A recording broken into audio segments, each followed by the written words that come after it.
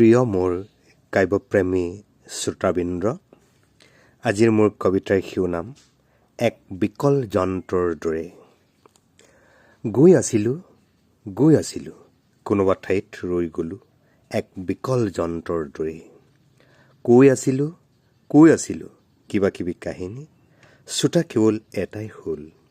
আঁকি আছিলোঁ অসংখ্য কিবা কিবি ছবি, দৰ্শক মাত্ৰ এটাই ওলাল।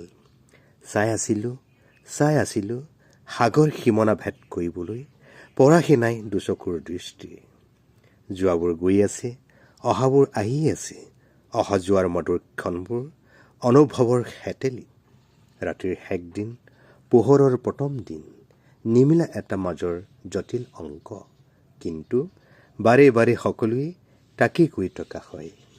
সেই কবিতাটোকেই ইংৰাজীত পাঠ কৰিবৰ কাৰণে প্ৰয়াস কৰিছোঁ। Just like an afternoon machine was going, stop at some place, just like an afternoon machine. I was telling something a story, there is only one audience. Was drawing numerous pictures of something, only one spectator came out.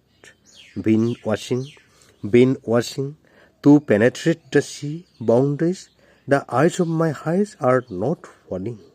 Those that are gone keep going, the ones that are coming, sweet moments of coming and going in the hattie of feelings. Last day of the night, first day of the light, between that is a complex math.